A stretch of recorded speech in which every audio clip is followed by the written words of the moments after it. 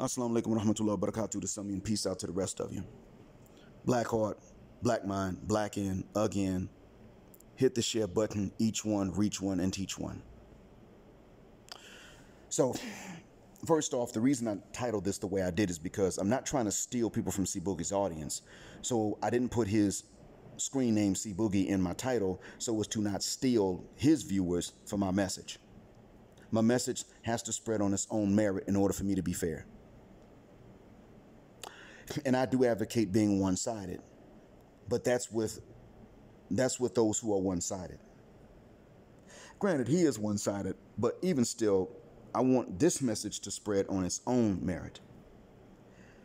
So I put his nickname, the Boogie Man, in instead of his screen name. But by the same token, Amanda Seale's audience comes through TV, not through YouTube. Now, I don't know if she has a YouTube account. I don't care. Her audience and her platform are through the television, not through YouTube. So there's no question of me stealing her viewers to get my message across. Shout out to Oshay Duke Jackson for covering this. I don't know when she said that she likes thugs. I don't know what word she used to say it.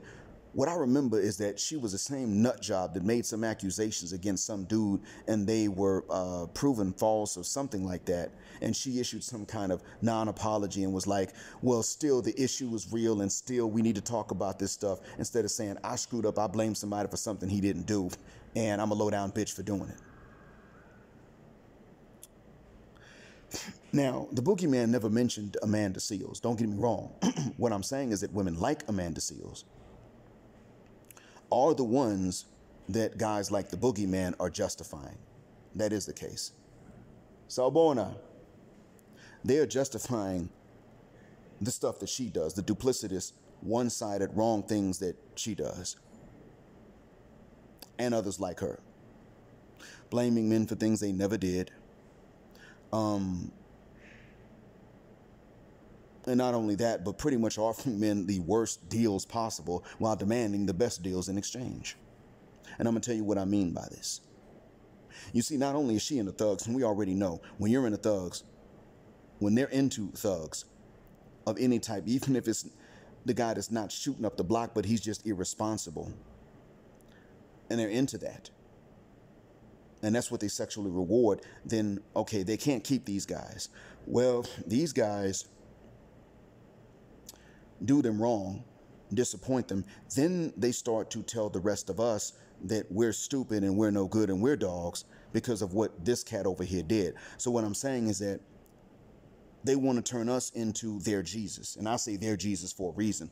I'm a Muslim. We don't believe that Jesus was even on that cross or that he was killed. We don't believe that. And we do believe he's coming back, and we can't wait. And contrary to what people in the church will tell you, it ain't because we want smoke with the Messiah. Peace be to him. Oh, no, that ain't why. We're looking for him to rule and run things. But I say their Jesus because their Jesus got up on a cross, or let them put him on a cross, as part of some great divine master plan to punish the most innocent man for the worst things that the guilty had done.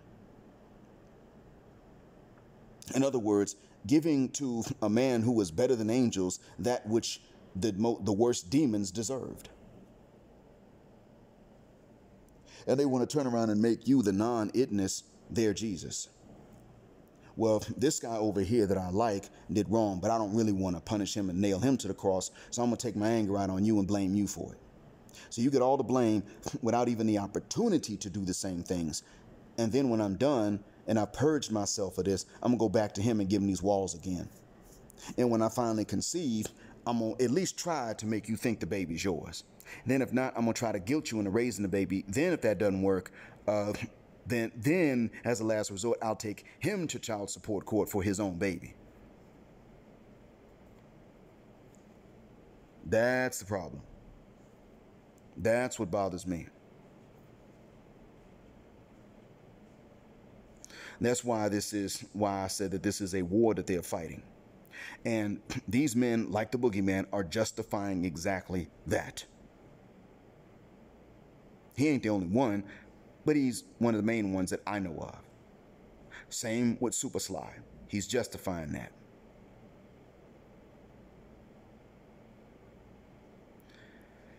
Now, let me say one last thing to you all. Gentlemen, they're going to act. The matriarchs, the gynocrats, and the mamdingos and the goons are all collectively going to act like what you actually want is unreasonable and can't be combined together, when in fact it can be.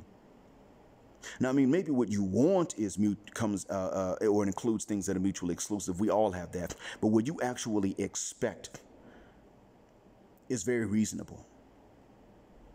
Matter of fact, more than what you expect is still reasonable, because you've been trained to not expect them to look attractive to you and then have a good head on their shoulders and act like they are attracted to you when they actually are. You don't even expect that. Now, that would make a relationship great. You're not demanding necessarily the stripper and the porn star body. You're just, just the one that you like, with a good head on its shoulders. Them two can't come together. No, they can. But they act like they can't combine these two together. And if they do have these two things, then why should you ever qualify? It's vanity and conceit, plain and simple. So different things that you want them to have and that are necessary in order for it to work, they act like a mutually exclusive, and you're asking for too much. They act like that. These things are not naturally so. Now, by the same token, let me tell you about what they want. What they want actually is mutually exclusive. They want you to have the genitalia of an 18-year-old with a bank account of a 120-year-old. And they're demanding it. And if you don't bring both, then they're just going to go to some other guy to get that. And in actuality, in many cases, they'll look at you and say, well, if you ain't got both, I'll take your money and pay him for his ding-a-ling with your money. That's a double slap in the face. And that's what they're saying that is the best you deserve. Whichever one you don't have, they're judging you by. An angry man was the first one I heard articulate that. Whatever you do not have is that by which they will judge you. So they'll tell the 18-year-old, look, you ain't got the money, but boy, you can slam it to the back. They're still showing him more respect than they are to, the sugar daddy or the provider. They're still disrespecting the provider more in actuality, but that's the whole point. Most of us, they're demanding be the provider. But in actuality, those two don't go hand in hand. It takes years to get these resources. Unless you're lucky enough to be born into them or inherit them when you're young, it takes years to get these resources. But by virtue of biology, when you're young, you'll have a very well-functioning member if it's ever called into action. And they're looking like God made a mistake. That's the way God set it up, and they want to look at him like he made a mistake. Or rather, better yet, blame you for God giving them a tough choice to make, while you're looking at choices that aren't even necessary and just accepting that you have a tough choice to make because you've been trained to do so. What they demand, God and nature have already declined and refused. What you look for and start off expecting, neither God nor nature has declined, or else you wouldn't keep expecting it. And yet they simply say, we will damn sure not do both if we even do one. So don't let these justifiers come talking to you like there's something wrong with what you want. No, there's nothing wrong with what you want. Not at all. No, the issue is, as I said before, even internationally, and that's going to be my last point, even internationally, the 4 has been allowed to think that she can demand an 8 or a 9 and get it. That's where the issue comes in. And these goons and mamdingos are largely the ones that have given them this idea and let them keep having it. Actually, they've trained us who aren't goons and mamdingos. They've gotten us to accept the idea. But I guess you could say that the champions of this amongst men are the goons and the mandingos, because they'll sit up and tell the rest of us that it is our job to get these things that are mutually exclusive, somehow find ways to combine these things into one to offer to them, only so that they can still, after enough years, once they qualify for alimony, file for divorce. Oh yeah. So, next thing, last thing, SYSBM, passports. These are necessary. You see why we got to fit the guck out. Because in the West, you got Amanda Seals, and you got even the ones that aren't hybristophilic, they still are so hypergamous, exaggeratedly so, that you got to be 8 to get them when they're a 4. Still.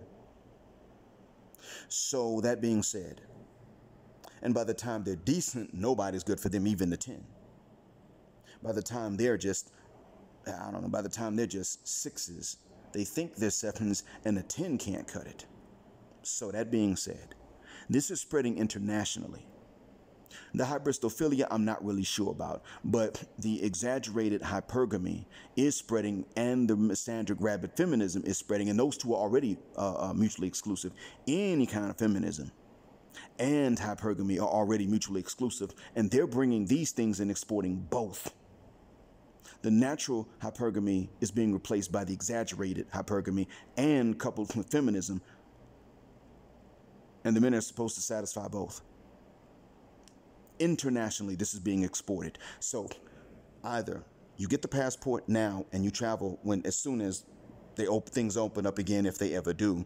Either you do that now and you inoculate the men and the ladies and the local population against this stuff before it really hits their area, or while you're waiting to get the passport and the visas, or while you're still building up to that, you go into the chat rooms to learn about these countries you want to go to. But while you are learning about them, you use Google Translate and you inoculate them through the chat rooms, the men and the women alike, so that when these rabid feminists, misandrists come into those chat rooms, because they already got a presence through the TV, and ain't much you can do about that, but when they come in through these chat rooms, then you can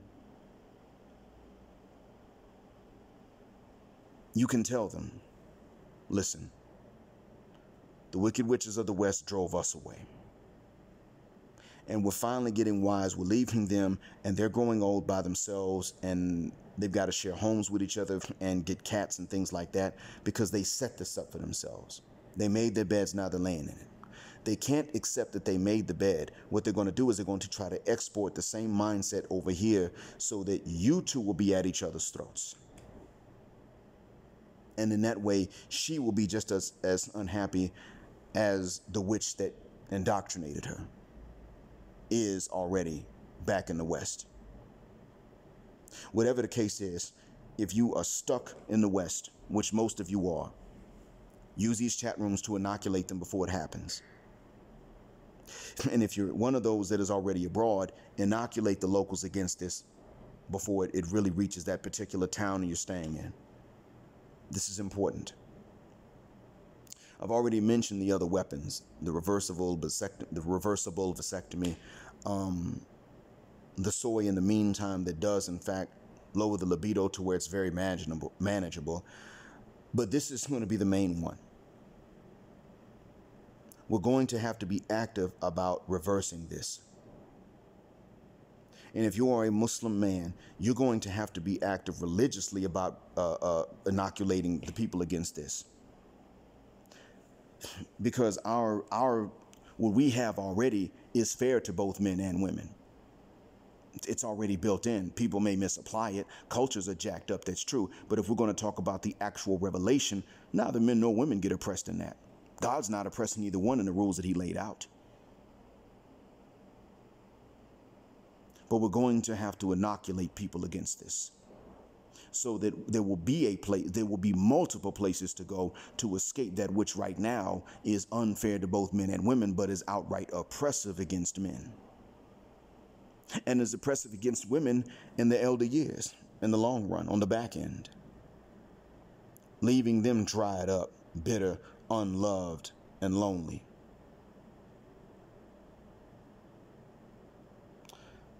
I hope that one day this won't be true anymore. And in the meantime, that I hope it helps you until it isn't true. And thank you for listening. Assalamu alaikum, and black, male, heterosexual, non-idness, non-thuggo, non-pool boy, F-boy, power just cause they don't like it.